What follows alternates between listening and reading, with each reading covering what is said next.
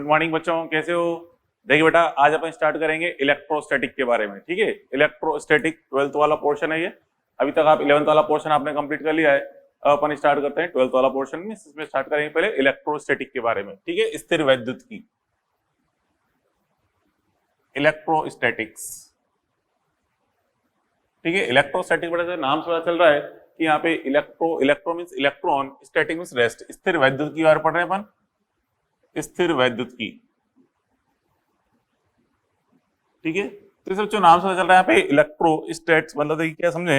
यहाँ पे जो इलेक्ट्रो है, इलेक्ट्रो का मतलब होता है बच्चों इलेक्ट्रॉन मींस आवेश। ठीक है, आवेश। और स्टैटिक्स का मतलब क्या होता है बच्चों? स्थिर। मतलब विराम विराम, यहाँ पे लिखा हुआ ना स्थिर, लिखा हुआ स्थिर। ठीक है, स्थिर। तो यहाँ पे इस चैप्टर में क्या करते हैं, यहाँ पे स्टडी करते हैं बच्चों, स्थिर आवेश का अध्ययन करते हैं। इसमें क्या पढ़ते हैं? स्थिर आवेश का अध्ययन। ठीक है, तो ये एक्चुअल में इलेक्ट्रोस्टैटिक्स है क्या? स्थिर आवेश का अध्ययन है। ठीक है, स्थिर आवेश का अध्ययन,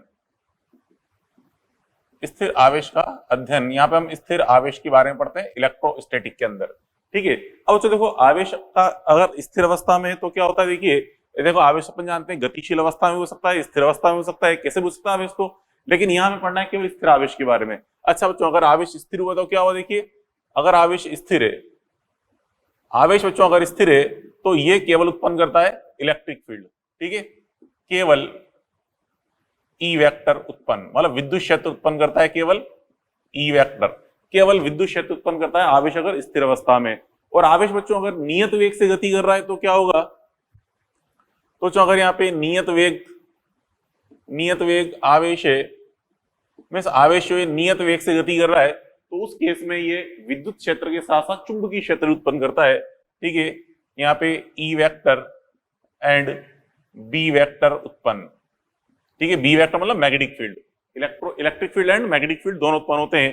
ठीक है, और अगर आवेश त्वरित वेग से गति कर रहा है, त्वरित वेग से मतलब परिवर्ती वेग के लो, त्वरित वेग के लो, त्वरित वेग, तो जो अगर त्वरित वेग से गति कर रहा है तो उस अवस्था में त्वरित वेग से गति कर रहा है आवेश, मतलब उसका वेग परिवर्तनशील है, तो उस केस में ई वेक्टर तो उत्पन्न होता ही है, बी वेक्टर भी उत्पन्न होता है, तथा इसके अलावा विद्युत चुंबकीय तरंगें भी उत्पन्न होती है। ईएम वेव्स बोलते हैं उसको अपन, विद्युत चुंबकीय तरंगें। ठीक है, उत्पन्न। ठीक है, विद्युत चुंबकीय तरंगें भी उत्पन्न होती है। बात पहले पड़ी, मतलब आवेश अगर त्वरित अवस्था में, जैसे सिंपल एग्जांपल की बात करें बच्चों, जैसे कि एग्जांपल के रूप में अपन सोचे इस तरह से, जैसे कि बच्चों ये इस प्रकार से एक आवेश है जो कि वर्ताकार पथ पे गति कर रहा है। इस प्रकार से जब मान लो बच्चों कोई आवेश है, इस प्रकार से ये वर्ताकार पथ पे गति कर रहा है, इस प्रकार से किसी वी चाल से गति कर रहा है वर्ती पथ पे। और तो यहाँ पे हम देख रहे हैं लगातार चाल भले नियत है, ये नियत चाल है। ठीक है, नियत चाल से गति कर रहा है, नियत चाल। लेकिन बच्चों यहाँ पे हम देख रहे हैं इसका वेग का मान क्या होगा? परिवर्ती। क्यों होगा परिवर्ती? क्योंकि हर क्षण इसके वेग की दिशा बदल रही है। चाल भले नियत है लेकिन यहाँ पे वेग क्या होगा? परिवर्तित। तो यहां से हम कह सकते हैं यहाँ वेग v इज इक्वल टू क्या है? परिवर्ती है। ठीक है, वेग यहाँ पे परिवर्ती होगा, वेग परिवर्ती होगा, इसलिए क्या उत्पन्न होगा? अतः यहाँ पे एक तो E vector, B vector and EM waves उत्पन्न होंगी। ठीक है, उत्पन्न होंगी। तो सारी चीजें उत्पन्न होंगी क्योंकि यहाँ पे चाल भले नियत है लेकिन वेग का मान क्या है? परिवर्ती। तो जब भी आवेश परिवर्ती वेग से गति कर रहा होता है तो उस केस में विद्युत क्षेत्र, चुंबकीय क्षेत्र और विद्युत चुंबकीय तरंगें तीनों उत्पन्न हो रही होती है। ये चीज अपन देखी। ठीक है, अब बच्चों यहाँ पे हम आवेश के बारे में पढ़े डिटेल में। देखिए क्योंकि हम टॉपिक क्या पढ़ रहे हैं? इलेक्ट्रोस्टैटिक, तो पढ़ना तो अपन आवेश के बारे में ही है। ठीक है, तो यहाँ से हम देखें आवेश। ठीक है, आवेश को अपन जनरली कैपिटल क्यू या फिर स्मॉल क्यू से निरूपित करते हैं। इस तरह से आवेश को हम Q या फिर स्मॉल q से डिनोट करते हैं। ठीक है, अब तो देखिए आवेश की परिभाषा अपन देखना चाहें तो क्या है? जैसे अभी अपन यहाँ पे देखा आवेश क्या उत्पन्न कर सकता है? विद्युत क्षेत्र, चुंबकीय क्षेत्र, विद्युत चुंबकीय तरंगे। तो हम कह सकते हैं यह पिंड का वह गुण है, पिंड का वह गुण है जिससे E vector comma B vector उत्पन्न हो सकता है। मतलब पिंड का वह गुण जिसके कारण विद्युत क्षेत्र व चुंबकीय क्षेत्र पहुंच सकते हैं उसे हम क्या बोलते हैं, आवेश बोलते हैं। तो किसी पिंड पर आवेश आता क्यों है? पहली बात तो आवेश आने का कारण है केवल इलेक्ट्रॉनों का स्थानांतरण, ठीक है। केवल इलेक्ट्रॉनों के स्थानांतरण से ही पिंड पर आवेश आ पाता है। कैसे भी समझाता हूं आपको, केवल इलेक्ट्रॉन्स के स्थानांतरण, केवल इलेक्ट्रॉन्स के स्थानांतरण से ही पिंड आवेशित होता है, ठीक है। केवल इलेक्ट्रॉन के स्थानांतरण से पिंड आवेशित होता है, प्रोटॉन के स्थानांतरण से नहीं। क्योंकि आप खुद जानते हैं, देखिए कोई भी परमाणु है, परमाणु में इलेक्ट्रॉन कहां होते हैं, बाहर चक्कर लगा रहे होते हैं। आराम से इलेक्ट्रॉन को परमाणु से हम जुदा कर सकते हैं, निकाल सकते हैं, ठीक है, जिससे पिंड आवेशित है, वो परमाणु आवेशित हो जाता है। लेकिन प्रोटॉन कहां होते हैं बच्चों? प्रोटॉन होते हैं केंद्र पर, ठीक है, नाभिक के अंदर, जो कि उच्च नाभिकीय बल द्वारा बंधित अवस्था में होते हैं। वहां से प्रोटॉन को निकालना एक असंभव सी बात हो जाती है, ठीक है। तो इसलिए किसी पिंड पे आवेश आने का कारण क्या है? आवेश आने का कारण है केवल इलेक्ट्रॉनों का स्थानांतरण, क्योंकि हम पिंड से आराम से इलेक्ट्रॉन को निकाल सकते हैं या किसी पिंड को एक्स्ट्रा इलेक्ट्रॉन दे भी सकते हैं, ठीक है। तो यहां से देखें बच्चों, जैसे कि उदासीन पिंड है, ठीक है, उदासीन पिंड है, तो यहाँ पे हम जानते हैं ये बच्चों कोई उदासीन पिंड है, उदासीन पिंड। और जो उदासीन पिंड है तो इसमें number of protons and number of electrons क्या होंगे? इक्वल होंगे। Number of electrons is equal to number of proton. जैसे आप जानते हैं कोई भी परमाणु है, लाइक नॉर्मल उदासीन परमाणु होता है, सामान्य उदासीन परमाणु, उसमें जितने नाभिक के अंदर प्रोटॉन होते हैं उतने बाहर इलेक्ट्रॉन चक्कर लगा रहे होते हैं, इसलिए परमाणु क्या होता है? उदासीन। और हर पिंड छोटे छोटे परमाणुओं से मिलकर बना हुआ है, प्रत्येक परमाणु उदासीन है तो पिंड भी उदासीन होगा, ठीक है। तो जितने उसके अंदर नाभिक के अंदर प्रोटॉन्स हैं उतने बाहर इलेक्ट्रॉन चक्कर लगा रहे हैं, ठीक है। उदासीन पिंड, इसका द्रव्यमान मान लो m है, इसका मास क्या बच्चों? m। उदासीन परमाणु, उदासीन पिंड है, इसका द्रव्यमान इसका m है। अब बच्चों यहाँ पे इसमें अगर अपन ने कुछ इलेक्ट्रॉन्स को दे दिए, कुछ इलेक्ट्रॉन्स आपने इसको दे दिए, तो क्या होगा?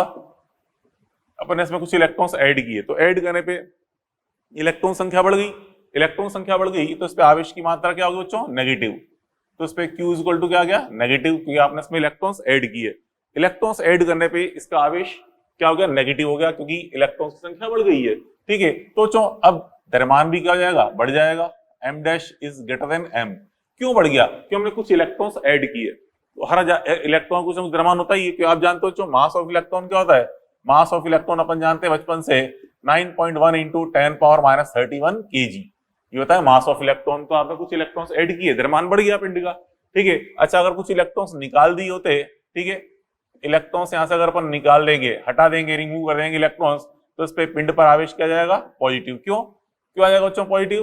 क्योंकि यहाँ पे अब इलेक्ट्रॉन्स की संख्या घट गई है, इलेक्ट्रॉन संख्या घट गई है, तो इसलिए यहाँ पे आवेश परिणामी रूप से क्या जाएगा? पॉजिटिव आवेश। तो किसी पिंड पर आवेश पॉजिटिव है, इसका मतलब क्या दर्शाता है? इलेक्ट्रॉन्स की कमी को। और किसी पिंड पर नेगेटिव आवेश है, वो क्या दर्शाता है? इलेक्ट्रॉन्स की अधिकता को। प्रोटॉन्स तो उतने रहते हैं, प्रोटॉन पे कोई फर्क नहीं पड़ता। अच्छा बच्चा, द्रव्यमान क्या हो जाएगा? कम हो जाएगा। क्यों? क्योंकि इलेक्ट्रॉन रिमूव कर दिए, तो द्रव्यमान m की तुलना में कुछ घट गया है, ये चीज अपन देखी। क्लियर? चलो अब उसके बाद बच्चों फिर हम देखें आवेश की यूनिट क्या होती है, यूनिट के बारे में थोड़ा सा देख लेते हैं। यूनिट बच्चों देखिए, जो SI यूनिट है इसकी जो SI यूनिट होती है, SI यूनिट होती है इसकी कूलाम। आवेश का जो SI मात्रक है क्या होता है बच्चों? कूलाम होता है इसका SI मात्रक, ठीक है। अब बच्चों इसका CGS मात्रक की बात करें, CGS मात्रक इसके दो होते हैं, ठीक है। इसके CGS मात्रक बच्चों दो होते हैं। एक तो होता है बच्चों देखिए, अगर आवेश स्थिर अवस्था में तो अलग CGS मात्रक होता है, और आवेश अगर गतिशील अवस्था में तो अलग CGS मात्रक होता है, ठीक है। तो यहाँ पे हम देखें, यहाँ पे अगर स्थिर अवस्था में तो होता है ESU, या कहते हैं इसको हम स्टेट कूलाम भी बोलते हैं, ESU के लो या स्टेट कूलाम, इसको शॉर्ट लिखते हैं STC, स्टेट कूलाम। क्या बोलते हैं बच्चों? स्टेट कूलाम, ठीक है। और इसका मान होता है 1 देखो यहाँ पे ESU या स्टेट कूलाम जो है, इसका मान 1/3 × 10⁹ कूलाम के बराबर होता है। किसके लिए बच्चों? जब आवेश स्थिर है, ठीक है, जब Q स्थिर अवस्था में। तो अगर आवेश स्थिर अवस्था में तो CGS मात्रक क्या है? ESU। और आवेश अगर गतिशील अवस्था में तो हम जानते हैं ये मैग्नेटिक फील्ड उत्पन्न करता है, इसलिए क्या बोलते हैं इसको? इलेक्ट्रोमैग्नेटिक यूनिट, ठीक है, EMU, या इसको हम एब कूलाम बोलते हैं, एब coulomb ABC means absolute coulomb, full form क्या है, एब्सोल्यूट कूलाम। ये तो स्टेट कूलाम, ये एब्सोल्यूट कूलाम, ठीक है, एब कूलाम बोलते हैं। और इसका जो मान होता है ये होता है 10 कूलाम के बराबर। Means 1 absolute coulomb means 1 EMU का मान क्या है, 10 कूलाम के बराबर। और ये मात्रक कब यूज करते हैं, जब आवेश कैसा हो चो, गतिशील अवस्था में। गतिशील अवस्था कैसी भी हो सकती है, नियत वेग से भी गतिशील कर सकता है या परिवर्ती वेग से, कैसा भी अगर आवेश गतिशील अवस्था में तो हम ईएमयू का यूज करते हैं, ठीक है। और ऐसे बच्चों इसका जो अगर एक अन्य मात्रक अपन देख लें, अदर यूनिट, इसकी अदर यूनिट, जैसे इसकी अदर यूनिट बच्चों फेराडे है, Faraday 1 Faraday is equal to 1 Faraday is equal to 96500 coulomb, ठीक है। फेरड नहीं है, फेरड एक होता है, फेरड होता है मात्रक, फेरड मात्रक होता है धारिता का, पढ़ते हैं अपन 12th क्लास में पढ़ा होगा आपने, फेरड, फेरड धारिता का मात्रक है, जबकि फेराडे आवेश का मात्रक है। 1 फेराडे इज इक्वल टू कितना होता है, 96500 कूलाम। ये चीज अपन देखी, ठीक है। अब बच्चों उसके अलावा फिर अपन देखें, इसके अलावा देखते हैं, ये तो आवेश की इसकी यूनिट हो गई। कुछ प्रॉपर्टी देख लेते हैं आवेश की, प्रॉपर्टीज, प्रॉपर्टीज ऑफ क्यू, आवेश के गुण। आवेश के बच्चों गुण, कुछ एक गुण जो पता ही आपको, सिंपल सी, पहला गुण तो ये अधिशासी है। आवेश कैसे बच्चों, अधिशासी होती है। आवेश एक अधिशासी है, वैसी कोई दिशा नहीं होती। इसके पूर्ण व्याख्या के लिए केवल परिमाण से काम चल जाता है, ठीक है, परिमाण और मात्रक से काम चल जाता है, मतलब एक अधिशासी है। पहली तो अधिशासी। दूसरा बच्चों सेकंड पॉइंट अपन देखें, जो आवेश है किसी पिंड पर उपस्थित होता है, मतलब बिना द्रव्यमान के, बिना द्रव्यमान के आवेश अस्तित्व में नहीं होता, मतलब कहते हैं बिना द्रव्यमान के, ठीक है, बिना द्रव्यमान के आवेश नहीं हो सकता। मतलब आवेश किसी द्रव्यमान पर ही आएगा, मतलब क्योंकि हम जानते हैं बेटा आवेश क्यों आ रहा है, इलेक्ट्रॉन के स्थानांतरण से। किसी पिंड से इलेक्ट्रॉन निकाल रहे हैं या किसी को पिंड को दे रहे हैं, तो पिंड का कुछ द्रव्यमान तो होगा ना, तो बिना इस द्रव्यमान के आवेश का अस्तित्व नहीं है। ऐसा नहीं है हम हवा में कोई आवेश दे दे, हवा में ऐसा पॉसिबल नहीं, मतलब किसी पिंड पर ही आवेश आएगा, किसी कण पर ही आवेश आएगा, और उस कण का कोई ना कोई द्रव्यमान होगा। हाँ, अगर कोई बिना द्रव्यमान का कण है तो उसका आवेश पॉसिबल ही नहीं है। जैसे हम बात करें फोटोन की, आप जानते हैं फोटोन क्या बच्चों, प्रकाश जो है छोटे छोटे ऊर्जा पैकेट के रूप में गति करता है, जिसे हम क्या बोलते हैं, फोटोन। याद करो, आपने देखा होगा उसकी फोटोन की ऊर्जा का सूत्र होता है E बराबर एच न्यू, या कहते हैं E बराबर एच सी अपॉन लैम्डा। वो खैर अभी अपन यहाँ पे नहीं पढ़ेंगे, आगे पढ़ेंगे मॉडर्न फिजिक्स में, ठीक है। फिर भी हमको पता होना चाहिए फोटोन के बारे में। फोटोन का विराम द्रव्यमान क्या होता है बच्चों, 0, क्योंकि ये कोई कण तो है ही नहीं, ये तो केवल एक ऊर्जा का पैकेट है, ठीक है। तो यहाँ से हम कह सकते हैं बिना द्रव्यमान के आवेश नहीं हो सकता, ठीक है। जैसे एग्जाम्पल रूप में आपसे कहा जाए, एग्जाम्पल फोटोन पर, ठीक है, फोटोन, प्रोटोन नहीं बोल रहा, फोटोन, फोटोन का विराम द्रव्यमान क्या होता है बच्चों, 0, विराम द्रव्यमान बराबर 0 होता है, ठीक है। विराम द्रव्यमान 0 होता है, इसलिए इस पर आवेश संभव नहीं है, ठीक है। तो हम कहते हैं आवेश असंभव, ठीक है, आवेश इस पे असंभव है, फोटोन पे कोई आवेश नहीं होता। क्लियर, ये चीज अपन देख ली। उसके बाद फिर हम देखें तीसरी प्रॉपर्टी, जो आवेश की बच्चों, आवेश का मान वेग पर निर्भर नहीं करता। आवेश का मान मतलब कोई भी आवेश या कोई कण है, कण लगातार गति कर रहा है, आपसे कहा कण का वेग अपन बढ़ा दें तो आवेश पर क्या फर्क पड़ेगा, या वेग घटा दें तो आवेश पर क्या फर्क पड़ेगा, आंसर है कोई फर्क नहीं पड़ेगा। मतलब आवेश का मान वेग पर निर्भर नहीं करता। क्यू का मान कण के वेग पर या कण या पिंड के वेग पर निर्भर नहीं करता, ठीक है।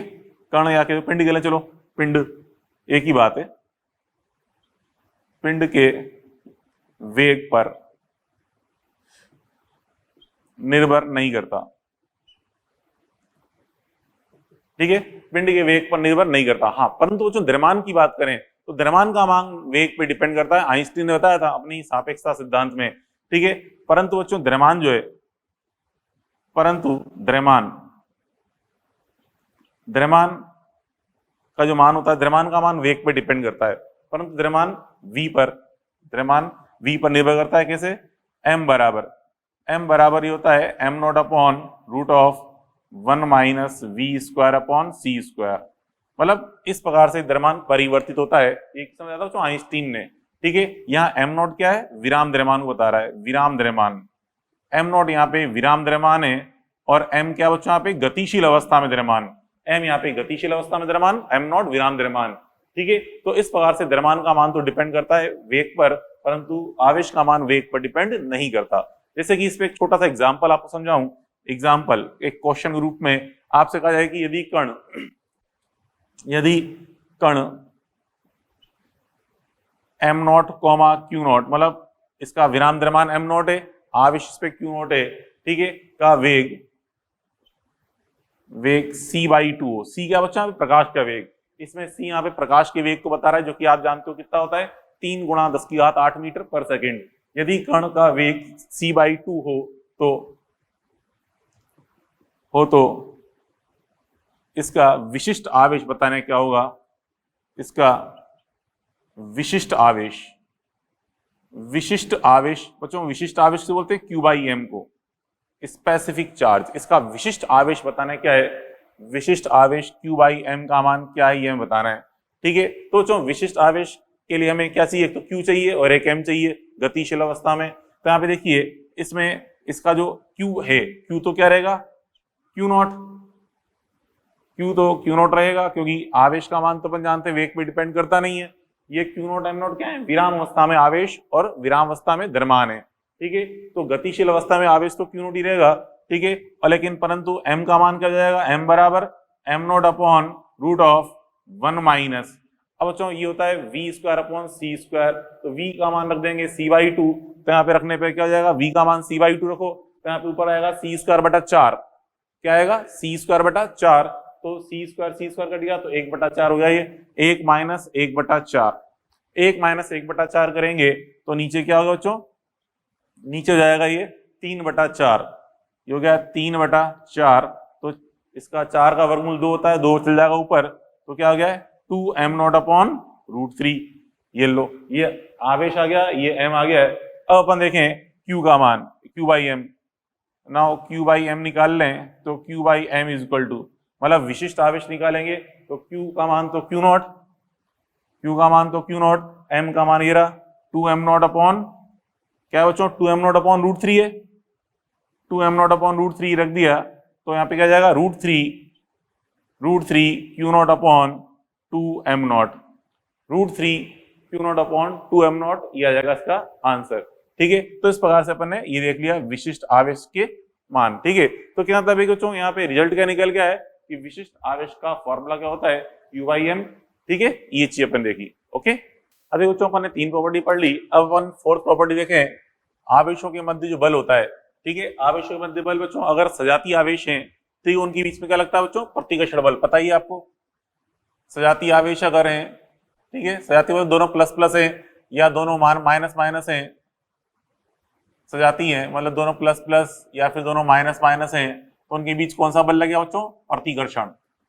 सजातीय आवेशों के बीच हमेशा प्रतिकर्षण बल लगता है, एक दूसरे को रिपेल करते हैं, ठीक है। और अगर दोनों विजातीय होते, मतलब इस प्रकार से एक प्लस और एक माइनस, ठीक है, अगर विजातीय बच्चों आवेश है, विजातीय आवेश है, एक प्लस और एक माइनस है, ठीक है, एक प्लस और एक माइनस है, तो उसके बीच में क्या लगेगा, आकर्षण, ठीक है, आकर्षण बल लगता है। इस प्रकार से अपन देखते हैं विजातीय आवेश के मध्य प्लस और माइनस के मध्य आकर्षण बल।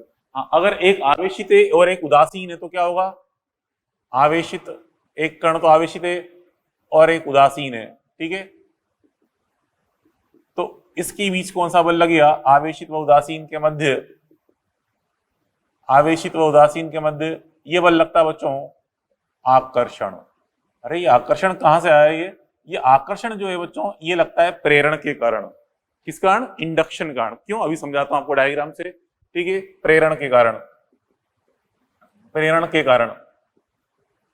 ठीक है, क्या कारण बच्चों का, प्रेरण, इंडक्शन। क्यों है इंडक्शन, समझिए होता क्या ये इंडक्शन।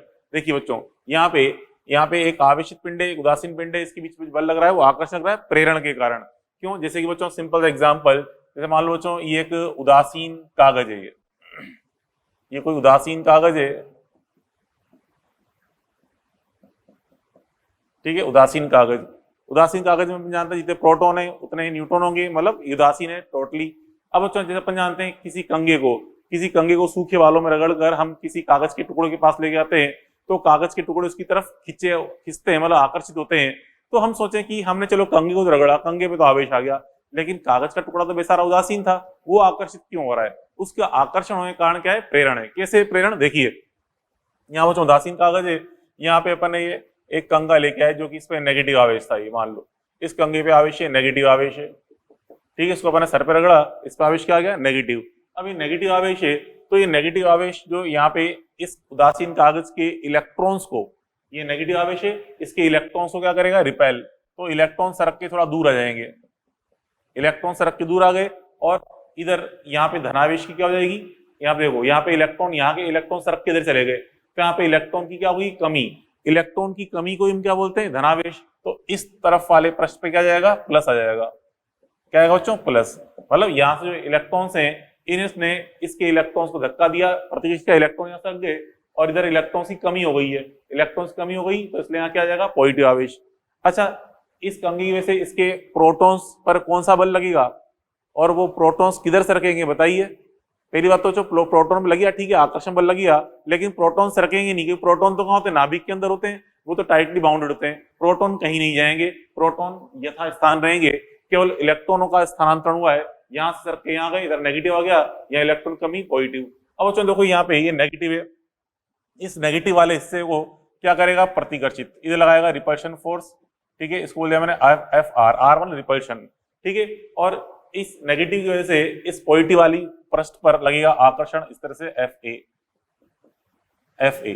तो दोनों में से कौन सा बल ज्यादा होगा? आकर्षण या प्रतिकर्षण? सीधी सी बात है, आप देखिए ये नेगेटिव है, नेगेटिव और ये पॉजिटिव है, इनके बीच की दूरी कम है, इसलिए आकर्षण बल ज्यादा होगा। इस नेगेटिव से इस नेगेटिव की दूरी ज्यादा है, दूरी ज्यादा है, तो प्रतिकर्षण बल कम होगा, ठीक है। तो यहां हम कह सकते हैं यहाँ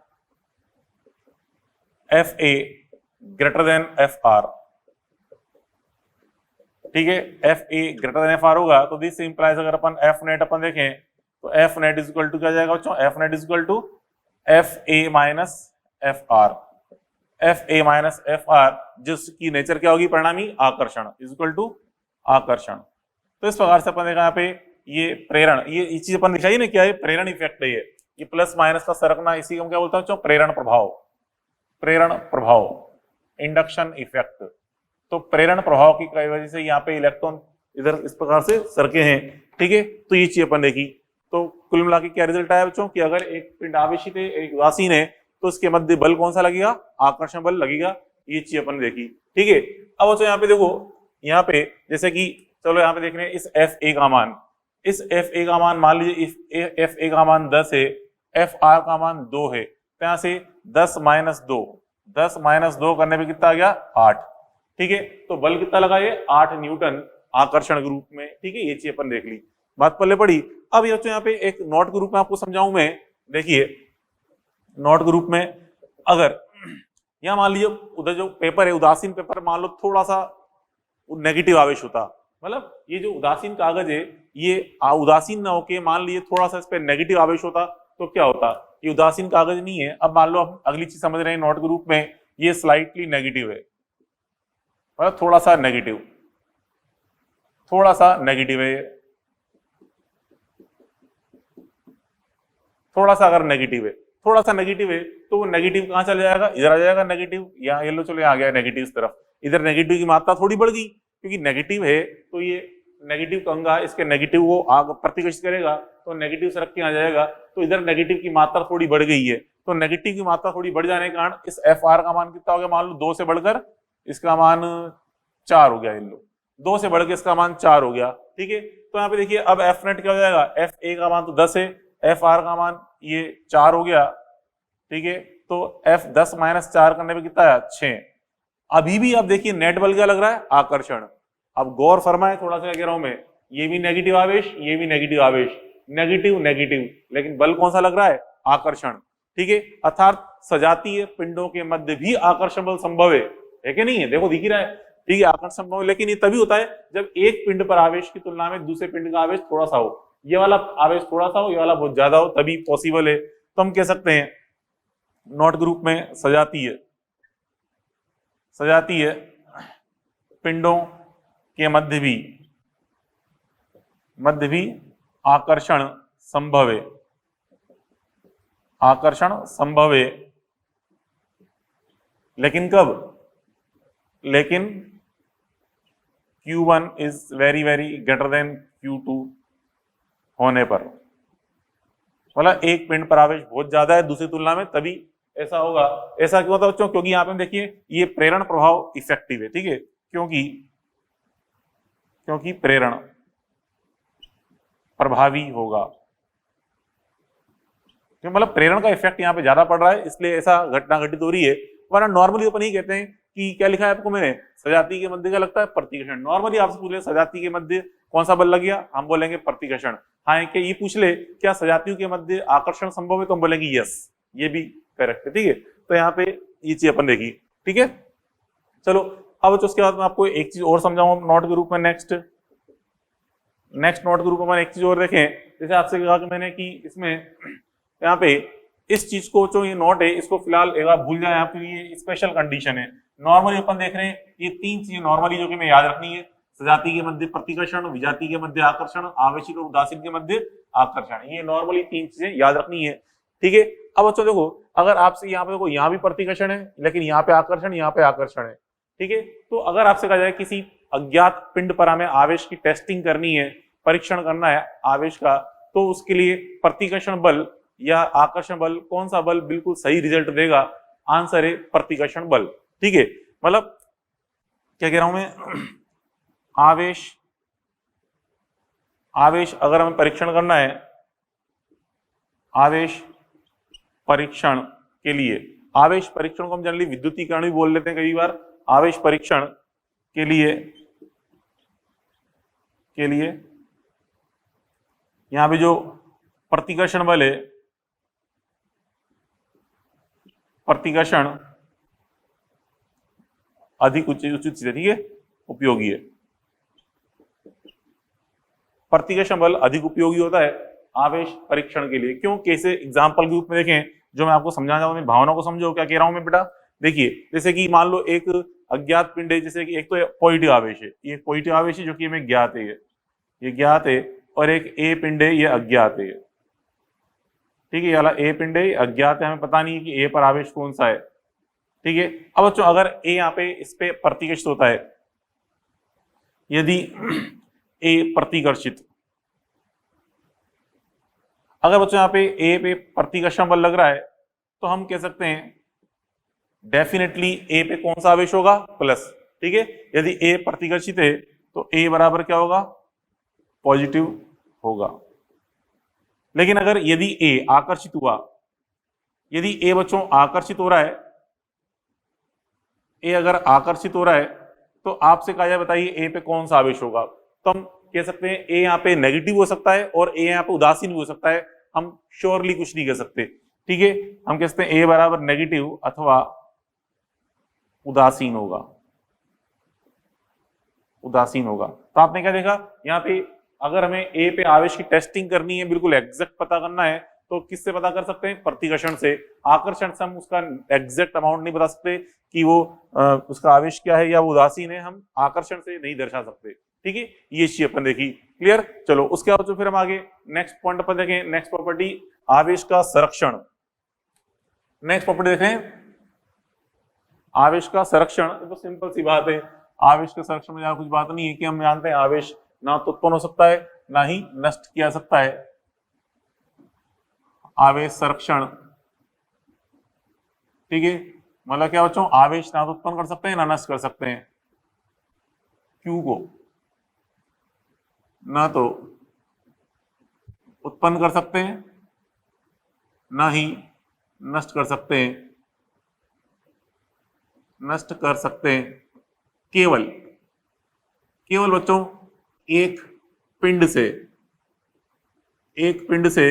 दूसरे पिंड पर, एक पिंड से दूसरे पिंड पर ट्रांसफर कर सकते हैं, दूसरे पिंड पर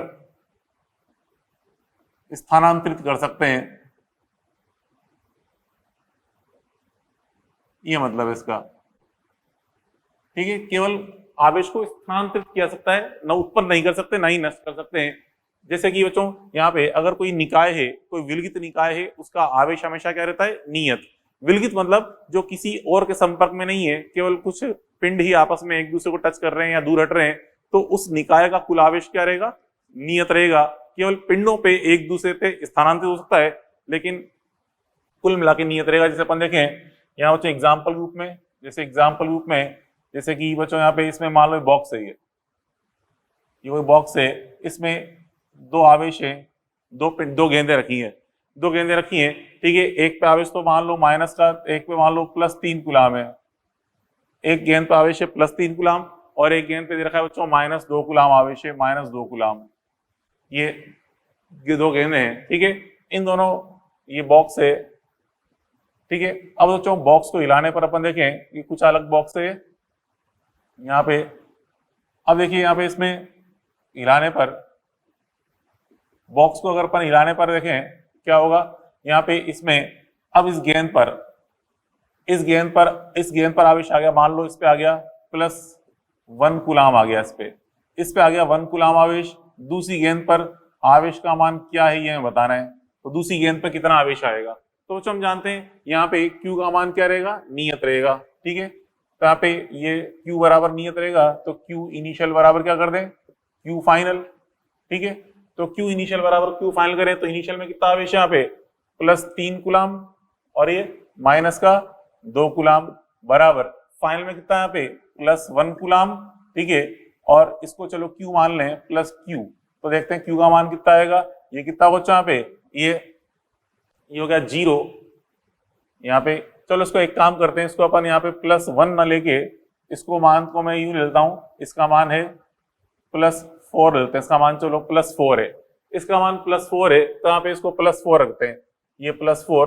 तो अब यहाँ पे इस अज्ञात राशि का मान निकालें कितना आएगा, तो कितना बचा यहाँ पे देखिए, ये 4 में से 2 बचेगा, इसको उठा के लेके आएंगे तो 1, तो Q बराबर क्या हो जाएगा, 1 हो जाएगा। तो यहाँ से हम देखें Q का मान कितना मिलेगा, यहाँ पे 4 में से 2, और यहाँ पे देखो, यहाँ पे आप गौर से क्यों, यहाँ पे ये +3, अच्छा रुको यहाँ पे +3 है, ये गड़बड़ कर दी ना, यहाँ तो +3 है, यहाँ पे रखा था ये मैंने 4, इसको लिया था +4, ये +4, ठीक है। इसको अपन सोल्व करना है, ठीक है। ये +3 -2 और +4 और ये Q, तो कितना आ गया यहाँ पे, ये तो कितना आ गया, 1 आ गया, और यहाँ पे इसको डाले आएंगे तो Q बराबर क्या जाएगा, -3 कूलाम, ठीक है। तो Q का मान यहाँ पे कितना मिलेगा, -3 कूलाम। एक बार चेक कर ले टोटल आवेश बस संरक्षित है कि नहीं है, कुल आवेश कितना है यहाँ पे 3, -2 ऐड करो कितना आता है +1, चलो इन दोनों ऐड करें, +4 और -3 को ऐड करेंगे तो भी क्या आएगा +1, मतलब आवेश यहाँ पे सुरक्षित है, ठीक है। तो आवेश हम ना तो उत्पन्न कर सकते हैं ना नष्ट कर सकते हैं,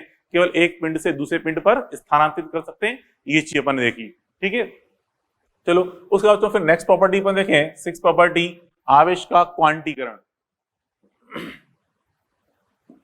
आवेश का क्वांटीकरण,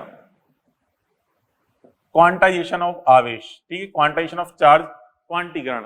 आवेश का क्वांटीकरण क्या होता है बच्चों, देखिए यहाँ पे जब भी कोई भौतिक राशि एक निश्चित राशि के पूर्ण गुणज के रूप में उपस्थित होती है, ठीक है, उसे हम बोलते हैं, उस राशि को फिर हम क्या बोलते हैं बच्चों, क्वांटीकृत राशि। मतलब ऐसे आप देखें, आवेश, किसी पिंड पर आवेश आने का कारण क्या है, इलेक्ट्रॉनों का स्थानांतरण। जैसे कोई पिंड है, इस पिंड को मैं 10 इलेक्ट्रॉन दे दूंगा तो उस पर आवेश कितना जाएगा, 10 E के बराबर हो जाएगा, नेगेटिव आवेश, क्योंकि प्रत्येक इलेक्ट्रॉन का आवेश नेगेटिव होता है। या अगर मान लो मैंने इसमें से 5 इलेक्ट्रॉन निकाल लिए तो यहाँ पे 5 इलेक्ट्रॉन की कमी हो गई, तो उस पर आवेश आएगा पॉजिटिव, +5 E के बराबर। मतलब क्या मतलब है कि किसी पिंड पर आवेश आ रहा है हमेशा E के पूर्ण गुणज के रूप में, या तो +NE आ रहा है या -NE, मतलब हमेशा एक पूर्ण गुणज के रूप में आवेश आता है। इसी कॉन्सेप्ट को क्या बोलते हैं, आवेश का क्वांटीकरण। और इस E को यहाँ क्या बोलेंगे, क्वांटा, मतलब आवेश का जो न्यूनतम संभव मान है उसे हम क्या बोलते हैं, क्वांटा बोलते हैं। मतलब हम क्या कह रहे हैं, देखो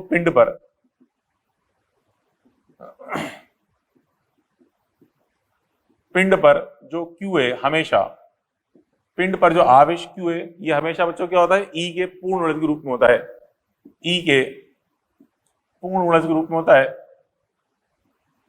E के पूर्ण गुणज के रूप में होता है, ठीक है। जहां बच्चों E क्या है, यहाँ पे जहां E equal to 1.6 into 10⁻⁻19 coulomb, 1.6 into 10⁻⁻19 coulomb ये बता रहा है, ठीक है, E का मान, ठीक है। तो यहाँ पे Q बराबर क्या होता है, NE, और इस E को क्या बोलते हैं, क्वांटा बोलते हैं, ठीक है, इक्वल टू आवेश का क्वांटा, क्या बोलेंगे इसको, आवेश का क्वांटा बोलेंगे, मतलब न्यूनतम संभव मान। आवेश का न्यूनतम संभव मान क्या कहलाता है, आवेश का क्वांटा कहलाता है। ठीक है, तो हमने क्या देखा कि यहाँ पे रिजल्ट क्या है, Q बराबर NE। आवेश का मान हमेशा E के पूर्ण वर्ग के रूप में होता है, Q बराबर NE। ठीक है, अब यहाँ पे इसको अपन ऐसे लिखते हैं, देखिए Q बराबर -NE और Q बराबर +NE भी हो सकता है। समझना क्या कह रहा हूं मैं, Q बराबर -NE, Q बराबर +NE। -NE कब लगाना है बच्चों, जब N इलेक्ट्रॉन्स आपने इसको दिए, पिंड को आपने N इलेक्ट्रॉन दिए तो यह आ जाएगा -NE। ठीक है, जब N इलेक्ट्रॉन्स ऐड करेंगे, इलेक्ट्रॉन्स ऐड करेंगे, जब N इलेक्ट्रॉन्स देंगे तो यह आ जाएगा रिजल्ट, और N इलेक्ट्रॉन्स रिमूव करेंगे तो +NE आ जाएगा। N इलेक्ट्रॉन्स रिमूव, तो हमने यहां से N इलेक्ट्रॉन अगर हटाएंगे तो आवेश क्या आएगा, Q बराबर +NE। जहां N क्या बच्चों, पूर्णांक है, यहाँ N समझे क्या कह रहा हूं मैं, N यहाँ बच्चों पूर्णांक बता रहा है, पूर्णांक N यहाँ पे पूर्णांक है, कभी यहाँ पे भिन्नांश नहीं हो सकता, N कभी भिन्नांश नहीं हो सकता। ठीक है, अर्थात यहां हम देखें, अतः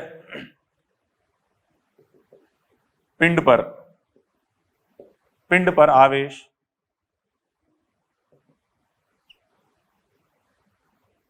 के मान निम्न नहीं हो सकते, के मान निम्न नहीं हो सकते। क्या नहीं हो सकते, देखिए जैसे कि हम बात करें +-1/4E की भिन्नांश आ गया, 1/4 भिन्नांश होता है, क्या हम कह दें कि 1/100E, ये भी हो सकता है, बटे में आ रहा है 1/100 + 0.01। ठीक है, ये भी हो सकता है, या हम कह सकते हैं 0.6E। ठीक है, या हम कहते हैं कि 2 × 10⁻³ इस प्रकार से ये मान नहीं हो सकते, क्योंकि 2 × 10⁻³ करेंगे तो मतलब कितना आएगा, 0.002। इसका मतलब है कि भिन्नांश के रूप में आ रहा है, तो ये मान, इस तरह के मान नहीं हो सकते पिंड पर आवेश के मान। ठीक है, हमेशा जो मान होंगे पूर्ण उलझ के रूप में आएंगे, जैसे +5E के लो, या -15E, या 100E, इस प्रकार से मान आएंगे E के पूर्ण उलझ के रूप में, ये मान नहीं हो सकते। क्लियर, तो इसे बोलते हैं बच्चों आवेश का क्वांटीकरण। बात पहले पढ़ी। अब बच्चों इस आवेश की क्वांटीकरण पे आपको मैं 1-2 क्वेश्चन समझाऊं, जिससे अपन देखें इस पे क्या क्या क्वेश्चन, अच्छे से क्वेश्चन बन सकते हैं। तो देखिए एग्जांपल नंबर बच्चों 1 इस पे देखें, 2 एग्जांपल देख रहे हैं। पहला एग्जांपल है, यदि किसी उदासीन पिंड पर प्रति सेकंड 10⁻12 अल्फा कण आपतित हो रहे हों तो कितने समय में इस पे कुल आवेश 2 माइक्रोकूलम हो जाएगा। अच्छा बच्चों, अल्फा कण, पहली बात तो आपको पता होना चाहिए अल्फा कण किसे कहते हैं बच्चों। अल्फा कण बोलते हैं हीलियम नाभिक को, मतलब इसमें 2 प्रोटॉन और 2 न्यूट्रॉन होते हैं, अर्थात इस पे आवेश की मात्रा क्या होती है बच्चों, इस पर आवेश होता है +2E।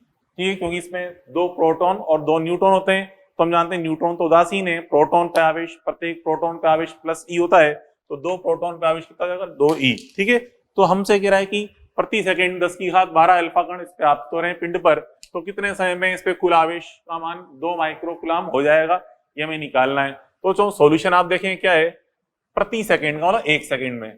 ठीक है, 1 सेकंड में आवेश, कितना आवेश आ रहा है 1 सेकंड में, 1 सेकंड में आवेश की मात्रा बच्चों, 1 सेकंड में आवेश की मात्रा आ रही है +10⁻12 × 2E के बराबर। ठीक है, 10⁻12 अल्फा कण है तो 10⁻12 × 2E। ठीक है, 1 सेकंड में इतना आवेश आ रहा है। तो टी सेकंड में आवेश की मात्रा क्या हो जाएगी, इसको टी से गुणा कर दो, इस राशि को, ये लो टी से गुणा कर देंगे, ये हो गया टी सेकंड में कुल आवेश। ठीक है, अब टी सेकंड में कुल आवेश की मात्रा में कितनी बताई गई, 2 माइक्रोकूलम, 2 माइक्रोकूलम।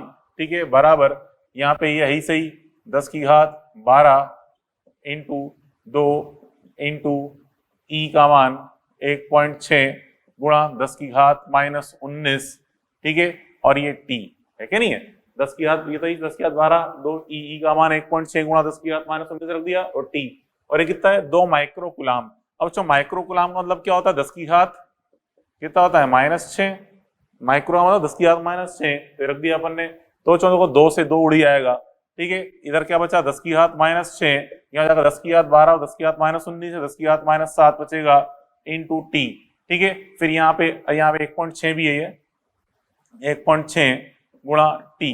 तो यहाँ से बच्चों देखोगे यहाँ पे ये कट के यहाँ 10⁻1 आएगा, 10 की घात -1 को उठा के ले आएंगे तो 10, तो यहाँ 10 बचेगा, यहाँ 1.6 टी है तो टी बराबर हो जाएगा 10/1.6। ठीक है, तो उसको भाग लगा देंगे 6.25 सेकेंड, ये आ गया इसका आंसर। ठीक है, तो 6.25 सेकेंड में आवेश की मात्रा क्या बन जाएगी, 2 माइक्रोकूलम हो जाएगी। ये चीज अपन देखी। ठीक है, चलो अगला काफी शानदार क्वेश्चन अपन देखें, काफी अच्छा क्वेश्चन है। देखिए क्या कह रहा है बच्चों, यहाँ पे आपसे कह रहा है 1 कप पानी में कितना प्रोटोनिक आवेश उपस्थित होगा, और हमसे बता रहा है कि 1 कप पानी का मान लगभग 180 ग्राम है, ये मान के चलना है। ठीक है, अर्थात 180 ग्राम पानी आपको दे रखा है, 180 ग्राम पानी, उस 180 ग्राम पानी में कुल कितना प्रोटोनिक आवेश है, ये हमें ज्ञात करना है। तो जो पहले हमें पता चले कि देखिए तो प्रोटोनिक आवेश मतलब किसी प्रोटोन पे कुल आवेश की मात्रा, और यहाँ पे पानी के जो मॉलिक्यूल्स होते हैं, H2O के मॉलिक्यूल्स जो है, अणु है, उसमें हमें पहले देखना पड़ेगा कितने प्रोटॉन है, और फिर हमें देखना पड़ेगा कि इस पानी में कुल कितने अणु हैं, ये भी निकालना पड़ेगा। तो इस पूरे पानी में कुल अणुओं की संख्या कितनी है, और प्रत्येक अणु में कितने प्रोटॉन है, और प्रत्येक प्रोटॉन पे कितना आवेश होता है, ये सारी जानकारी होगी, तभी हम इस क्वेश्चन को सॉल्व कर पाएंगे। तो जो कितने अणु हैं, इसको सॉल्व करने के लिए पहले हमें थोड़ा मोल कॉन्सेप्ट काम मिले। तो आप जानते हो जो मोल की मात्रा होती है, ठीक है, आपने पढ़ाई केमिस्ट्री के अंदर पढ़ते हैं, मोल म्यू बराबर कैसे निकाल सकते हैं, m/mw करके, m/mw, या इसको अपन n/na भी कर सकते हैं, m/mw n/na। यहाँ बच्चों इस सूत्र में जो m है, ये m क्या बता रहा है, इसको हम बताते हैं द्रव्यमान, इसको हम ग्राम में रखते हैं। ठीक है, ग्राम में रखते हैं इसको, द्रव्यमान को ग्राम में द्रव्यमान, और n यहाँ पे क्या बच्चों, अणुओं की संख्या है। ठीक है, अणुओं की संख्या, अणुओं की संख्या, ये n यहाँ पे अणुओं की संख्या बता रहा है। अणु किसके बच्चों, H2O के, जो H2O के अणु हैं उनकी संख्या की बात कर रहा है, H2O के अणुओं की संख्या। तो यहाँ पे हम देखें, अगर मैं अणु संख्या निकालूं, पहले क्या होगी, अणु संख्या। ठीक है, इसलिए बच्चों अणु संख्या n का मान निकालें, अणु संख्या n बराबर कैसे निकालेंगे, n, इसको n a को गुणा कर दो, n a क्या है, आवोगाद्रो संख्या है, 6 × 10⁻23 होती है होगी। ठीक है, 6 × 10⁻23 आवोगाद्रो संख्या का मान, ये रख दो, 6 × 10⁻23 आवोगाद्रो संख्या होती है जो, ये रख दी। m का मान 180 ग्राम है, और mw, पानी का mw कितना होता है, 18। बताइए, दो H2O है, O 16 और 2 हाइड्रोजन, मतलब 2, 16 + 2 18, 18 हो गया ये।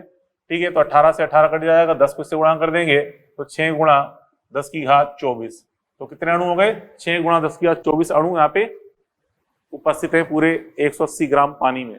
ठीक है, तो यहां से हम देखें, अब देखिए बच्चों, एक अणु में H2O के, एक अणु में प्रोटॉन, कितने प्रोटॉन होते हैं, दो, चलो ऑक्सीजन के एक अणु में, ऑक्सीजन में कितने होते हैं, 8 प्रोटॉन होते हैं, और 2 इसके अंदर है, हाइड्रोजन में एक हाइड्रोजन में दोगे ना, प्रत्येक हाइड्रोजन में 1 प्रोटॉन, और ऑक्सीजन में 8 प्रोटॉन, तो 8 और 2 कितने हो गए, 10। H2O के एक अणु में प्रोटॉन की संख्या कितनी है, 10 है, और यहाँ पे कुल कितने अणु है, 6 × 10⁻24, तो H2O के 6 × 10⁻24 अणुओं में प्रोटॉन कितने जाएंगे बच्चों, बराबर कितने जाएंगे, गुणा कर देंगे, तो 10 × 6 × 10⁻24, तो कितना बन गया, 6 × 10⁻25, 6 × 10⁻25 ये हो गया इसके अंदर। ठीक है, अब बच्चों यहाँ पे इसके अंदर हमें क्या निकालना है, प्रोटोनिक आवेश, इसलिए कुल प्रोटोनिक आवेश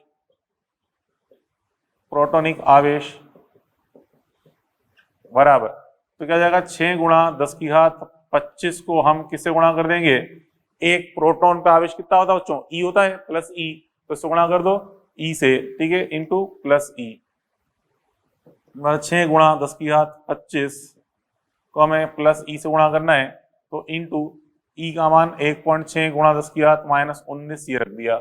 बस अब कुछ नहीं करना, गुणा कर दो तो जाएगा 9.6 × 10⁻6 कूलम, ये लो, ये आ गया इसका आंसर। ठीक है, तो इस प्रकार से अपन ने ये इस पे बेस्ड 2 क्वेश्चन अपन ने समझ लिए। आई वो समझ में, तो अच्छे क्वेश्चन है। अब देखें आगे, तो जो अभी आपको मैंने आवेश क्वांटीकरण समझाया कि आवेश हमेशा इलेक्ट्रॉन के पूर्ण उलझ के रूप में होता है, जो ई पर आवेश है ई के पूर्ण उलझ के रूप में होता है, जहां ई क्या है, क्वांटा ऑफ चार्ज। ठीक है, लेकिन बच्चों युकावा साइंटिस्ट हुआ था, उसने बताया था क्वार्क कणों के बारे में। युकावा ने कहा था क्वार्क कण ऐसे कण हैं जिन पर आवेश का मान E/3 2E/3 रूप में भी हो सकता है, मतलब E के भिन्नांश के रूप में भी आ सकता है। ऐसा उसने बताया था क्वार्क कणों के बारे में। क्या कहना चाहता हूँ, देखिए क्वार्क कण, जो क्वार्क कण होते हैं बच्चों, युकावा ने बताया था कि क्वार्क कणों पे जो आवेश है, क्वार्क कणों पे जो आवेश का मान होता है बच्चों, ये होता है, देखिए दो प्रकार के होते हैं क्वार्क, वैसे कई प्रकार के होते हैं, दो प्रकार जो उसने बताए थे, एक तो बताया था अप क्वार्क, एक बताया था उसने डाउन क्वार्क। कई प्रकार के क्वार्क कण बताए, ऐसी बात नहीं है, उसमें दो प्रकार थे, एक तो था अप क्वार्क और एक डाउन क्वार्क। इसमें बताया था कि अप क्वार्क में जो आवेश होता है ये होता है +2e/3, और डाउन क्वार्क में जो आवेश होता है बच्चों, ये होता है डाउन क्वार्क का आवेश का मान -e/3। ठीक है, अब हम देखें यहाँ पे तो ये कैसे आ रहा है, भिन्नांश के रूप में, लेकिन आज तक क्वार्क कण कभी अकेले नहीं पाए गए, हमेशा समूह के रूप में पाए गए, और उस समूह का जो नेट आवेश निकाला गया वो हमेशा E के पूर्ण गुणज के रूप में ही प्राप्त हुआ। इसलिए अभी तक बच्चों आवेश का क्वांटा क्या बना हुआ है, इलेक्ट्रॉन, ठीक है, E बना हुआ है। हाँ, अगर बाय चांस फ्यूचर में कभी क्वार्क कण हमें अकेला मिल गया तो फिर हमें परिभाषा चेंज करनी पड़ेगी, फिर हमें आवेश का क्वांटा हमें क्वार्क कण को बताना पड़ेगा, परंतु अभी आज तक ऐसा नहीं हुआ है। क्वार्क कण हमेशा ग्रुप में मिलते हैं, और उस ग्रुप का नेट आवेश अगर अपन निकालें तो हमेशा E के पूर्ण गुणज के रूप में ही आता है। ठीक है, तो देखो यहाँ पे इसमें, तो इसलिए भले इन पे आवेश इतना है कि भिन्नांश के रूप में है, लेकिन कभी अकेले नहीं पाए गए, इसलिए ध्यान रखें आवेश हमेशा, पिंड पर आवेश हमेशा अभी भी क्या आता है, E के पूर्ण गुणज के रूप में ही उपस्थित होता है। ठीक है, अब अच्छा पे जो इलेक्ट्रॉन और जो प्रोटॉन और न्यूट्रॉन है, जिनके बारे में आप जानते हो ना, प्रोटॉन पार्टिकल, न्यूट्रॉन पार्टिकल, ये भी क्वार्क कणों से मिलकर बने हुए हैं। कैसे बने हुए हैं, देखिए यहाँ बच्चों इस प्रकार से, अगर हम प्रोटॉन और न्यूट्रॉन की बात करें, ये भी क्वार्क कणों से मिलकर बने हुए हैं। कैसे बने हुए बच्चों, देखो ये प्रोटॉन और ये न्यूट्रॉन है। प्रोटॉन प्रोटॉन बच्चों यहाँ पे दो अप क्वार्क होते हैं इस प्रकार से, और एक होता है डाउन क्वार्क, ये दो अप क्वार्क होते हैं और एक डाउन क्वार्क होता है। जबकि न्यूट्रॉन में यहाँ पे एक अप क्वार्क होता है और ये दो होते हैं डाउन क्वार्क, इस प्रकार से। ठीक है, तो यहाँ पे हम देखें, चलो एक बार चेक करते हैं, प्रोटॉन पे आवेश क्या होगा, QP equal to means proton पे नेट आवेश, दो तो यहाँ पे अप क्वार्क है, मींस ट्वाइस ऑफ, दो अप है यहाँ पे, तो ट्वाइस ऑफ दो अप का कितना बच्चों, +2e/3, 2e/3, और यहाँ पे एक डाउन क्वार्क है, तो एक यहाँ पे डाउन क्वार्क है, डाउन का मान कितना है, -e/3।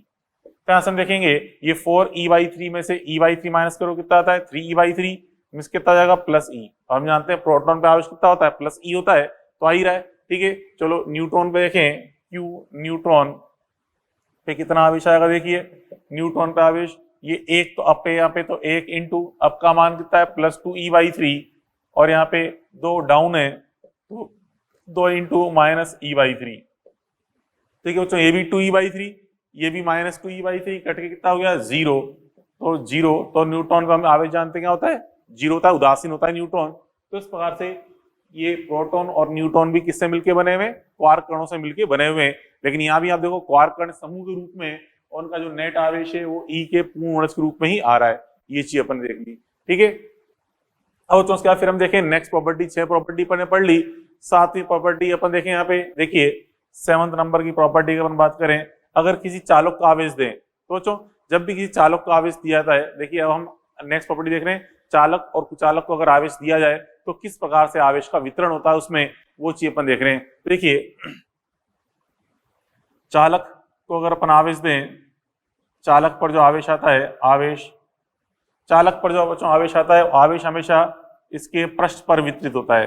ठीक है, आउटर पृष्ठ पर वितरित, ठीक है, बाह्य पृष्ठ पर वितरित, सतह पर वितरित, बाहरी सतह पर, आउटर सतह पर वितरित।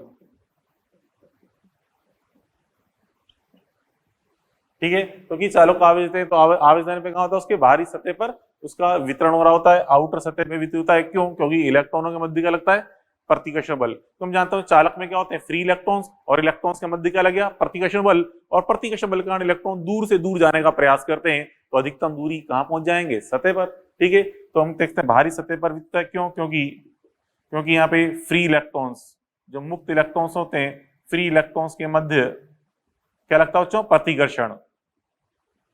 ठीक है, फ्री इलेक्ट्रॉन्स के मध्य यहाँ पे लग रहा होता है प्रतिकर्षण, और अधिकतम दूरी पे जाने का प्रयास करते हैं, इसलिए कहां पहुंच जाते हैं, बाहर सतह। मतलब इस प्रकार बच्चों देखो, ये कोई ये मान लो चालक है ये, ठीक है, ये कोई चालक है, इस चालक को आपने कुछ इलेक्ट्रॉन्स दिए इस प्रकार से, इस चालक को आपने कुछ इलेक्ट्रॉन्स दिए, यहाँ पे इलेक्ट्रॉन्स आपने दिए, ठीक है। तो इलेक्ट्रॉन देने पे चालक, एक बार तो इलेक्ट्रॉन चलो अंदर आ गए इसके अंदर, यहाँ पे आ गए इलेक्ट्रॉन्स चालक के अंदर, बॉडी के अंदर, लेकिन सारे इलेक्ट्रॉन्स क्या करेंगे, प्रतिकर्षण फील करेंगे एक दूसरे से, और सारे के सारे फ्री इलेक्ट्रॉन से हम जानते हैं चालक में इलेक्ट्रॉन्स मुक्त अवस्था में होते हैं, तो ये प्रतिकर्षण बल महसूस करेंगे, तो सारे इलेक्ट्रॉन्स कहाँ जाएंगे, जो दिए गए आवेश है, दिया गया आवेश कहाँ जाएगा, इस प्रकार से सतह पे आ जाएगा, इस प्रकार से ये आवेश जो है ये सतह पे आ जाएंगे, इस प्रकार से सतह पे आ गए आवेश, ठीक है। तो इस प्रकार से आवेश कहाँ पे वितरित हुआ बच्चों, सतह पर। तो ये हम देखा चालक पर दिया गया आवेश कहाँ होता है, उसकी आउटर सतह पर वितरित होता है। लेकिन अगर ये कोई कुचालक होता तो कुचालक को आवेश देने पर क्या होता है, देखिए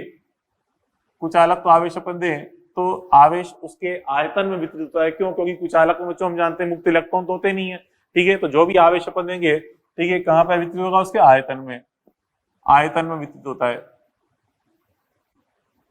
आयतन में, ठीक है, आयतन में वितरित होता है।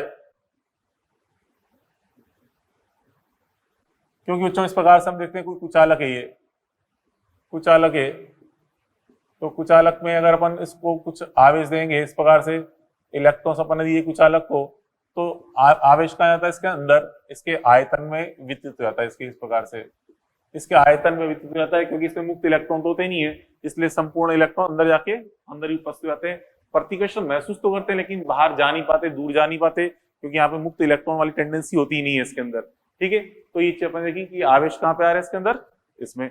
और चलो अब देखिए, अब यहाँ पे चलो इसकी बात करूं मैं, यहाँ पे एक स्टार पॉइंट अपन समझे, ये कोई चालक है असमरूप चालक, अच्छा असमरूप चालक है ये कोई, यहाँ पे ये समझा चालक के बारे में, ये तो मैंने गोल चालक दिखा दिया, सब जगह चारों तरफ आवेश एक समान रूप से, मतलब जो अगर चालक ये गोले के रूप में समझो, चालक एक गोला है, एक समरूप सिमेट्रिक गोला है, सममित गोला है, तो जितना भी आवेश है चारों तरफ सममित रूप से, सिमेट्रिक रूप से डिस्ट्रीब्यूट होता है आवेश यहाँ पे। लेकिन अगर चालक गोला, जो चालक गोला नहीं है, कोई एक असममित आकृति का है, ठीक है, असमरूप चालक गोला, चालक पिंड है,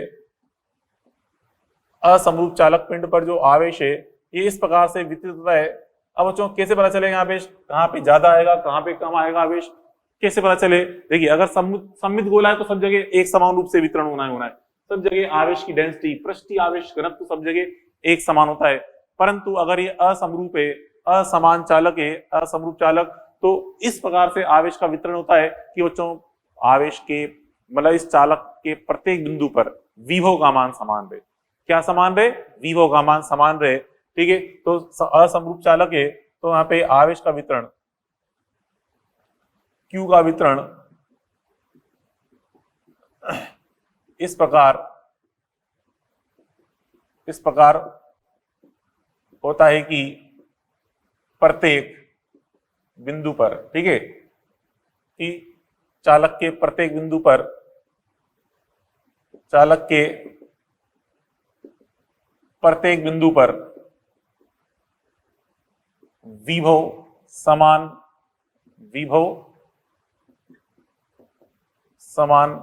प्राप्त हो।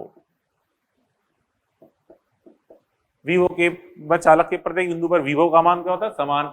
और चलो देखिए क्या कहना बताऊं, देखो एक डायग्राम समझिए, मान लो कोई चालक इस प्रकार से एक असमरूप चालक है, देखिए इस प्रकार से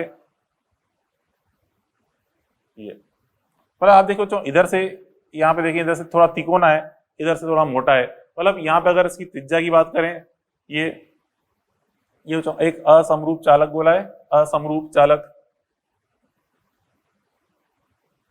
इधर की त्रिज्या थोड़ी ज्यादा दिख रही है हमें, इधर की त्रिज्या थोड़ी कम दिख रही है, इधर इस तरह से देखिए, ये पृष्ठ की त्रिज्या उधर कम है, इधर ज्यादा है, ठीक है। ये असमरूप चालक है,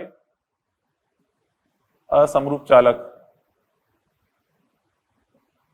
ठीक है, असमरूप चालक है। तो यहाँ पे देखिए इसको अगर अपन आवेश देंगे तो यहाँ पे आवेश का वितरण कुछ इस तरह से होता है, यहाँ पे जिस तरफ यहाँ नुकीला है उस तरफ आवेश बच्चों ज्यादा पास पास आता है, मतलब डेंसिटी ज्यादा होती है, पास पास आता है, जबकि जहाँ पे त्रिज्या ज्यादा है वहां पे आवेश थोड़ा दूर दूर आता है इस तरह से, और यहाँ पे दूर कम है तो और दूर दूर आएगा इस जगह, इस तरह से, इस प्रकार से आवेश का वितरण होता है। तो यहाँ पे देखो इस तरह से समझे अपन, जैसे कि यहाँ पे इधर के लिए ये बिंदु, ये दो बिंदु हैं, ये बिंदु कोई ए बिंदु है, ये बिंदु कोई बी बिंदु है, मान लो ए और बी बिंदु है, तो चलो इधर की त्रिज्या बी वाले पृष्ठ की त्रिज्या को मैंने आर बी बोल दिया, ए वाले पृष्ठ की त्रिज्या को मैंने आर ए बोल दिया है, आर ए।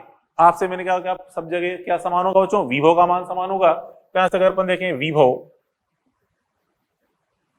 विभव v बराबर, आगे पढ़ेंगे उस चैप्टर में, विभव का फॉर्मूला होता है के क्यू बटा त्रिज्या, आगे आएगा। चालक गोला कोई गोलाकार पृष्ठ है, गोली पृष्ठ है, तो विभव का फॉर्मूला v बराबर के क्यू अपॉन आर होता है, ठीक है। तो v बराबर K Q upon R is equal to क्या है, सेम है, ये सेम है। तो यहां से हम देखते हैं सेम है, तो दिस इंप्लाइज ए बिंदु और बी बिंदु पे तुलना करें तो विभव कहां पे ज्यादा होगा, कहां ज्यादा होगा बच्चों, समान, दोनों पे समान होगा। v बराबर क्या होगा, वी, विभव का मान दोनों बिंदु पे समान होता है, ठीक है। तो यहां से हम देखें के तो ऑलरेडी कांस्टेंट है, के यहाँ पे कांस्टेंट होता है जिसका मान 1/4 पाई एप्सिलॉन नॉट, जो आगे पढ़ेंगे आगे आ जाएगा, ठीक है। मतलब 1/4 पाई एप्सिलॉन नॉट के लो, या इसका मान होता है 9 गुणा 10 की घात 9, वो आगे पढ़ लेंगे अपन। खैर चलो के तो कांस्टेंट है, तो चलो क्यू अपॉन आर का मान क्या आया, सेम। तो यहां से अगर मैं इस आर को इधर ले आऊं तो क्यू समानुपाती क्या आएगा, आर, क्यू समानुपाती यहाँ पे आर आया, ठीक है। अब हम बात करें बच्चों यहाँ पे पृष्ठीय आवेश घनत्व की। चलो उससे पहले हम देख लें विद्युत क्षेत्र, देख लें विद्युत क्षेत्र, विद्युत क्षेत्र। तो चलो विद्युत क्षेत्र का जो फॉर्मूला होता है, मतलब पूछा जाए कहां पे विद्युत क्षेत्र ज्यादा होगा, ए पर या बी पे, विद्युत क्षेत्र का फॉर्मूला होता है ई बराबर के क्यू बटा आर स्क्वायर, ये भी आगे आ जाएगा, ई बराबर के क्यू बटा आर स्क्वायर। तो यहां से आप देखिए ई समानुपाती क्या आ रहा है बच्चों, क्यू बटा आर स्क्वायर, और अभी हमने देखा क्यू समानुपाती यहाँ पे आर आया था और नीचे आर स्क्वायर है, तो कट के नीचे आर बचेगा। तो ई समानुपाती क्या आ रहा है, 1/r। तो जहां पे त्रिज्या छोटी है वहां पे विद्युत क्षेत्र ज्यादा होगा, तो कहां ज्यादा होगा, ए पर। तो यहां से हम कह देंगे कि E A is greater than E B, विद्युत क्षेत्र ज्यादा कहां बच्चों, ए पर ज्यादा है विद्युत क्षेत्र, ठीक है। अब हम बात करें पृष्ठीय आवेश घनत्व की, मतलब आवेश कितना कितना पास है यहाँ पे उसकी बात कर रहे हैं। पृष्ठीय आवेश घनत्व क्या होता है बच्चों, पृष्ठीय आवेश घनत्व, देखिए पृष्ठीय आवेश घनत्व की बात कर रहा हूं मैं। पृष्ठीय आवेश घनत्व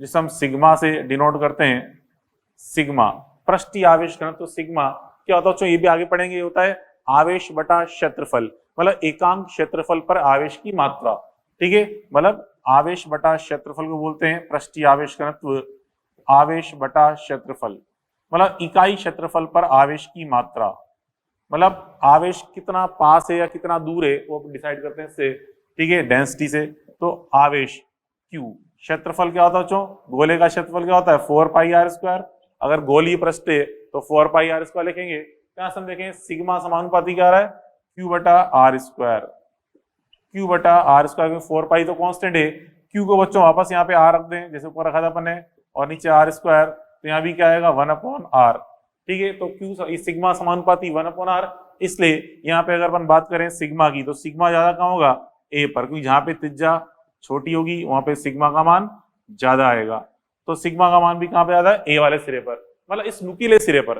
तो आप देखा बच्चों नुकीले सिरे पर विद्युत क्षेत्र और पृष्ठीय आवेश घनत्व का मान क्या होता है, सर्वाधिक होता है। इसलिए जब भी किसी चालक को अपन आवेश देते हैं, जैसे को अपन आवेश देते जाएंगे, तो एक स्थिति ऐसी आएगी जब आवेश यहाँ से लीकेज करना स्टार्ट कर देगा, मतलब इससे बाहर गिरने लगेगा आवेश, तो आवेश के लीकेज होने की संभावना ज्यादा कहाँ होती है, नुकीले सिरे से। क्यों, कि नुकीले सिरे पर विद्युत क्षेत्र का मान और सिग्मा का मान सर्वाधिक होता है, इसलिए आवेश कहां से बाहर ढुलने लगेगा, कहां से बाहर गिरने लगेगा, नुकीले सिरे से, ठीक है। तो हम कह सकते हैं अतः नुकीले सिरे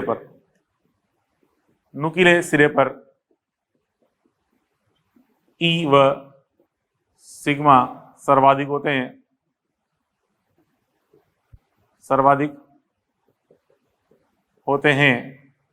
इसलिए यहां से आवेश लीकेज की संभावना सर्वाधिक होती है,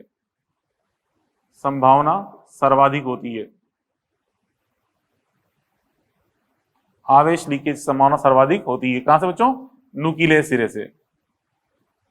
तो आवेश की संभावना, लीकेज संभावना नुकीले सिरे से सर्वाधिक होती है, ये चीज अपन देखी, बात पहले पढ़ी। ठीक है, तो ये अपन देखा चालक और कुचालक का आवेश है तो किस प्रकार से उसका वितरण होता है, ये चीज अपन ने समझी। और जहां पर नेक्स्ट पॉइंट अपन समझे आवेशन की विधियां, मतलब किसी पिंड पर हम आवेश किस प्रकार से प्राप्त कर सकते हैं, वो चीज अपन देख रहे हैं, आवेशन की विधियां। आवेशन की विधियां, तो जो आवेशन की विधियां, यहाँ पे हम 3 विधियां पढ़ते हैं, एक तो चालन, एक घर्षण और एक प्रेरण, इन तीनों के बारे में पढ़ेंगे। तो पहले अपन देख रहे हैं यहाँ पे घर्षण के बारे में। ठीक है, 3 विधियां अपन को पढ़नी है। ठीक है, एक तो पढ़नी है यहाँ पे घर्षण, एक पढ़नी है चालन, एक पढ़नी है अपन को प्रेरण। ठीक है, किस प्रकार से देखिए, पहले अपन देख रहे हैं बच्चे यहाँ पे घर्षण। घर्षण तो जब भी हम यहाँ पे 2 अलग अलग प्रकार के पिंडों को रगड़ते हैं आपस में, तो रगड़ने पे क्या होता है, ऊष्मा ऊर्जा उत्पन्न होती है। अपन सीधी बात है, 2 हाथों को रगड़े, हाथों को रगड़ेंगे तो बीच में गर्मी पैदा होगी। ठीक है, मतलब ऊष्मा ऊर्जा उत्पन्न होगी। जब भी 2 अलग अलग प्रकार के पिंडों को आपस में रगड़ते हैं तो उत्पन्न ऊष्मा ऊर्जा के कारण, कुछ इलेक्ट्रॉन्स कम कार्यफलन वाली सतह से अधिक कार्यफलन वाली सतह पर स्थानांतरित हो जाते हैं। कार्यफलन क्या होता है बच्चों, इलेक्ट्रॉन को निकालने के लिए आवश्यक ऊर्जा। तो जिस सतह का कार्यफलन कम होगा वहां से इलेक्ट्रॉन जल्दी निकल जाएंगे, मतलब कम ऊर्जा से बाहर निकल जाते हैं, और जहां पे कार्यफलन ज्यादा होता है वहां पे देरी से निकलते हैं। तो जहां पे जब रगड़ते हैं तो कम कार्यफलन वाली जो पृष्ठ है वो जल्दी इलेक्ट्रॉनों को छोड़ देती है और वो दूसरे सतह पे इलेक्ट्रॉन चले जाते हैं। ठीक है, तो इस प्रकार से मान लो बच्चों यहाँ से n इलेक्ट्रॉन गए, इस सतह से इस सतह पर n इलेक्ट्रॉन गए, तो यहाँ पे n इलेक्ट्रॉन कमी हो गई, तो यहाँ पे आवेश कितना जाएगा, प्लस Ne। यहाँ पे n इलेक्ट्रॉन की अधिकता हो गई है तो आवेश का जाएगा माइनस Ne। तो इस प्रकार देखा हमने घर्षण में दोनों पिंडों पर आवेश का परिमाण समान प्राप्त होता है, परंतु एक पे पॉजिटिव आ रहा है तो एक पे क्या आता है, नेगेटिव। तो यही चीज अपन देख रहे हैं। ठीक है, तो घर्षण के अंदर यहाँ पे देख रहे हैं 2 जो पिंडों को रगड़ते हैं, तो रगड़ने पर दोनों पिंडों पर आवेश के परिमाण यहाँ पे आपको समान प्राप्त होते हैं। तो जो घर्षण जो विधि है प्राय कुचालक में होती है। ठीक है, कुचालक में, प्राय कुचालक पिंडों में होती है। ठीक है, प्राय कुचालक पिंडों में होती है। यहाँ बच्चों हम देखते हैं रगड़ने पर क्या होता है, देखिए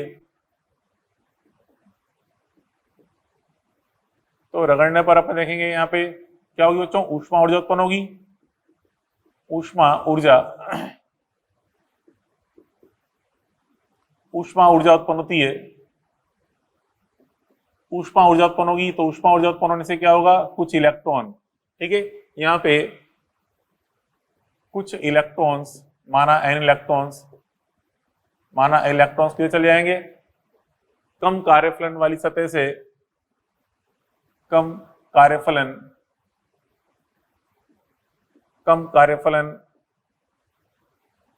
वाली सतह से अधिक कार्यफलन वाली सतह, अधिक कार्यफलन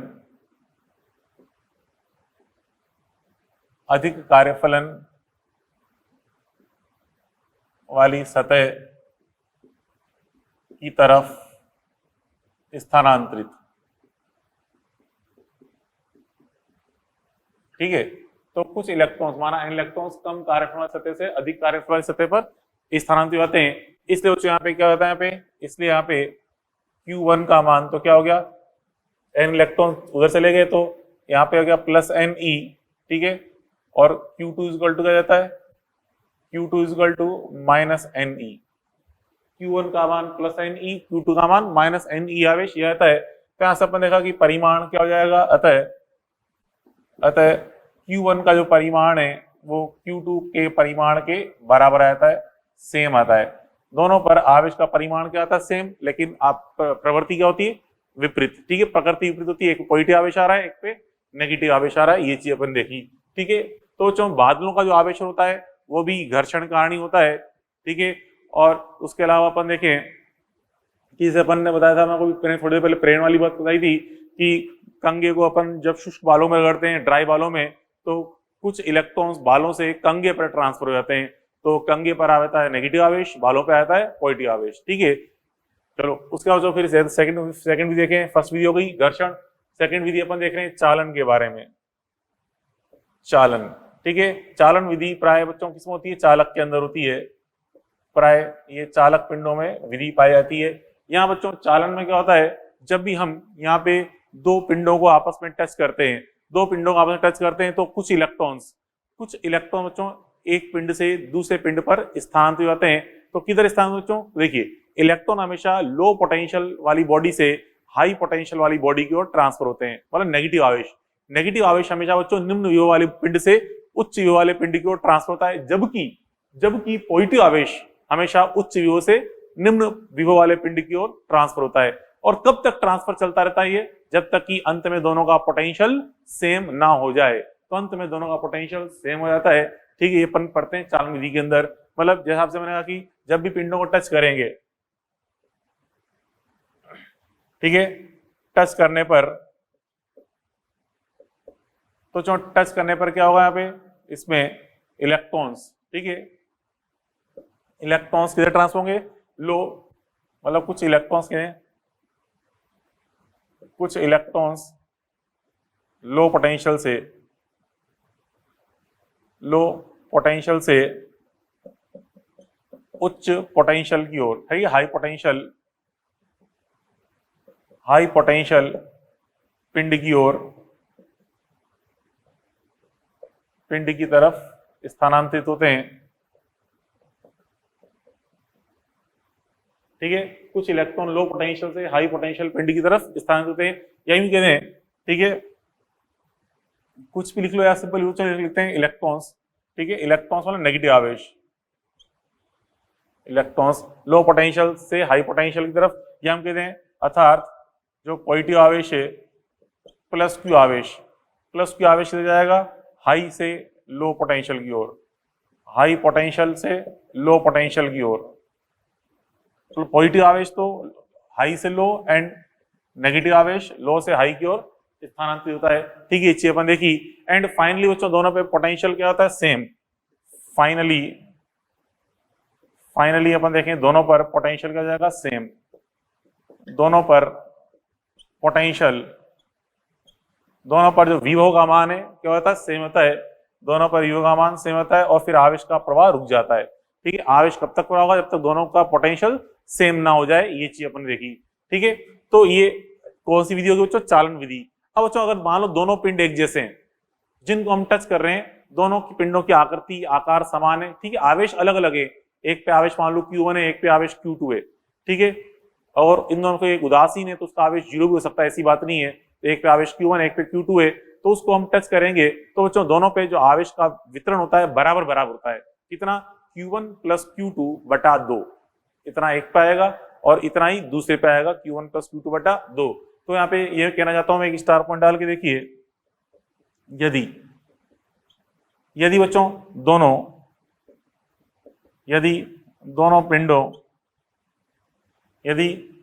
पिंडों के आकार व आकृति समान है,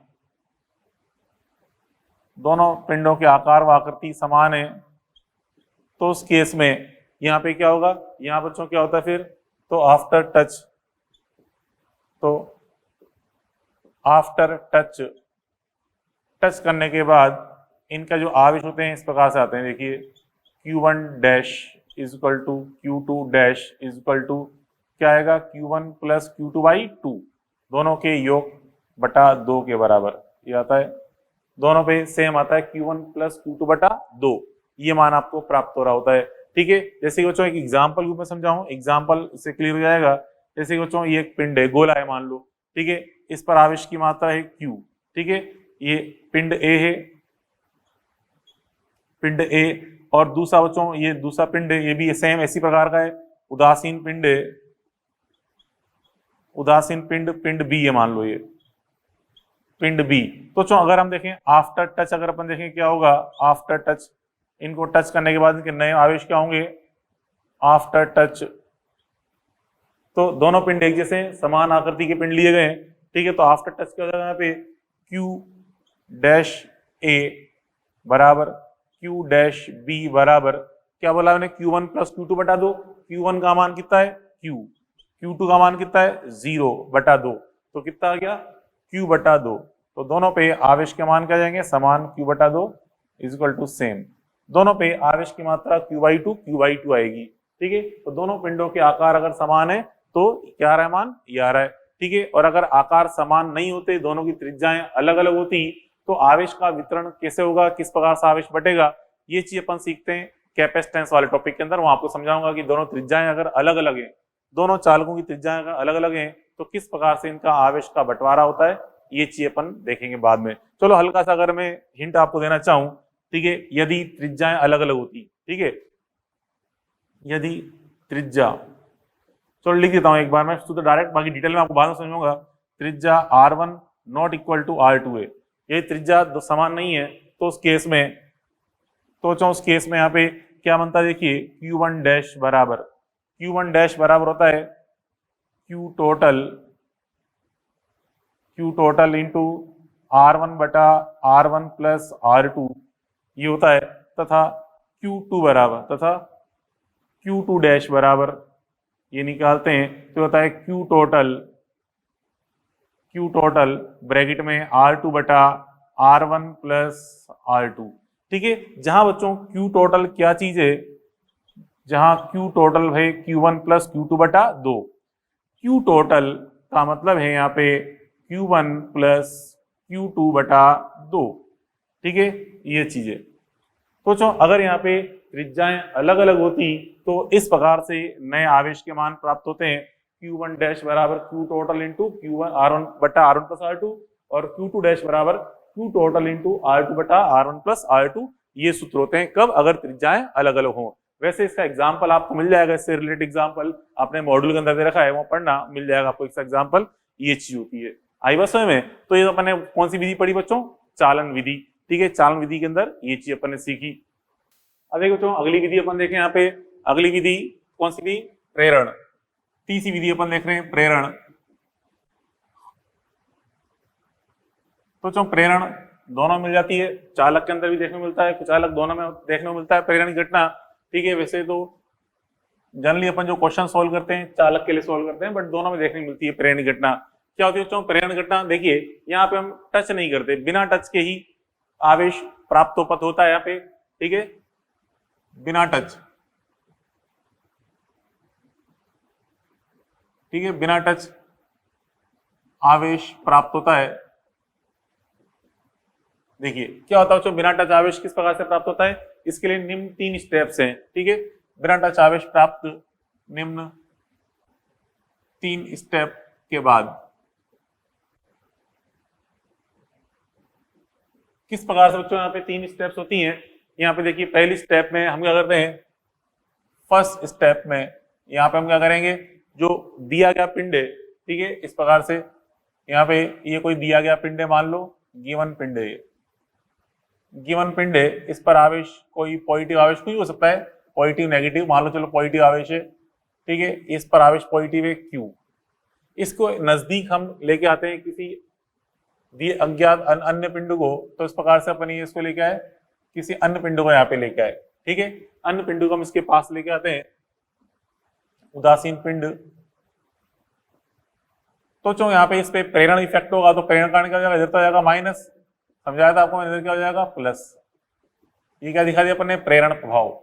ये क्या हो गया बच्चों, इंडक्शन इफेक्ट हो गया, ये इंडक्शन इफेक्ट, इसे हम बोलते हैं प्रेरण प्रभाव, प्रेरण प्रभाव। लेकिन अभी पिंड आवेशित नहीं हुआ, अभी देखो जितना इधर नेगेटिव उतना इधर पॉजिटिव है, तो पिंड अभी भी यहाँ पे उदासीन है, आवेशित नहीं हुआ है पिंड। स्टेप 1 में केवल प्रेरण प्रभाव देखने को मिला है, लेकिन पिंड अभी भी क्या है, उदासीन है। उसके बाद बच्चों फिर हम देखें सेकंड स्टेप में क्या करते हैं, सेकंड स्टेप में हम इस उदासीन पिंड पर अर्थिंग करते हैं।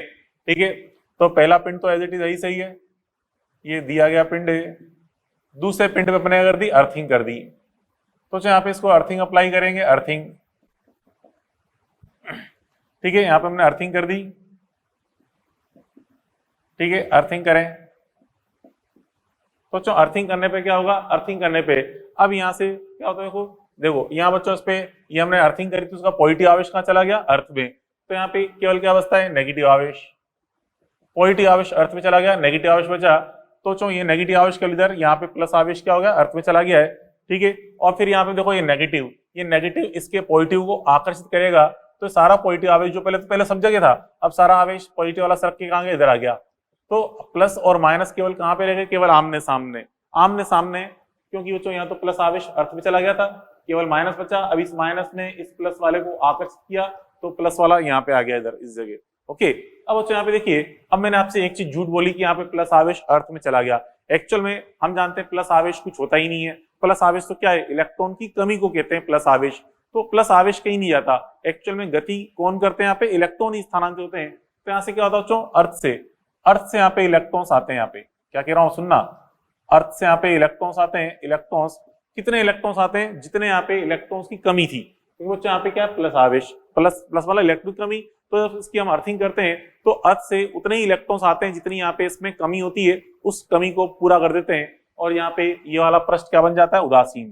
कहने को तो मैंने कह दिया कि प्लस आवेश अर्थ में चला गया, बट एक्चुअल में अर्थ में से कुछ इलेक्ट्रॉन्स आए थे, उन्होंने इस प्लस वाले जहां पे इलेक्ट्रॉन कमी थी उसको पूरा करके यहाँ पे इसको जीरो कर दिया, उदासीन कर दिया इस पृष्ठ को। ठीक है, अब बच्चों यहाँ पे आमने सामने आकर्षण का प्लस माइनस आमने सामने आ गए।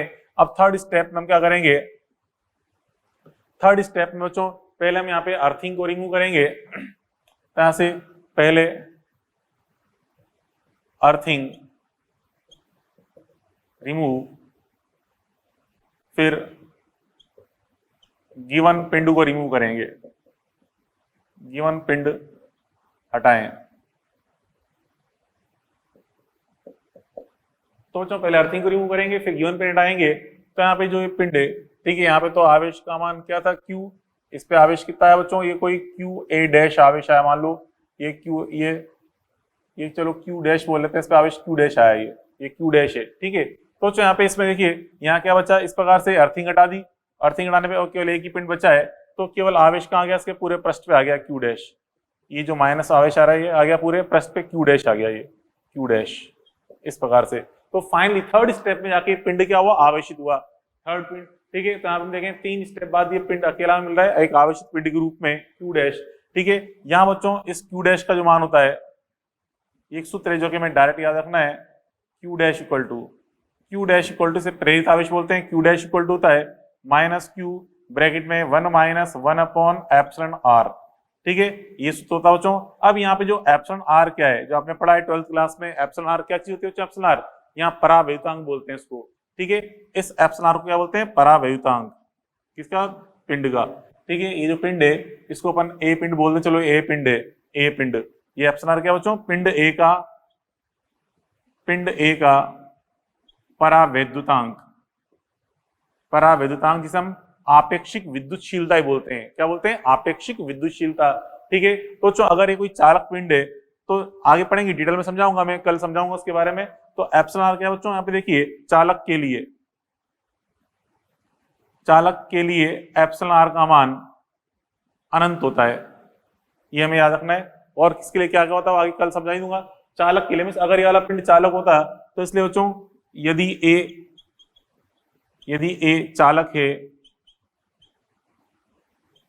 यदि ए वाला पिंड चालक है तो Q डैश का मान, मतलब इस ए पे जो आवेश आया Q डैश, इसका मान क्या आएगा, देखिए माइनस Q ब्रैकेट में 1 माइनस 1 अपॉन एप्सिलॉन का मान कितना बच्चों, अनंत रख देंगे तो ये 1 बटा अनंत क्या हो जाएगा, 0। तो इसलिए Q डैश का मान क्या आया, माइनस Q। ठीक है, तो यहाँ पे Q डैश का मान माइनस Q, ये आपको प्राप्त हुआ। क्लियर, तो ये चीज अपने यहाँ पे प्रेरण के बारे में पढ़ा, आई बात समझ में। तो चलो ये अपने तीनों विधियां पढ़ ली, आज के लिए खैर इतना बहुत है। कल आपको मैं इस विधि पे प्रेरण पे 1-2 क्वेश्चन सॉल्व करा दूंगा, और कल अपन पढ़ेंगे बच्चों यहाँ पे फिर हम कूलाम का नियम। ठीक है, चलो कल पढ़ते हैं आगे, कल मिलते हैं। Okay, good bye.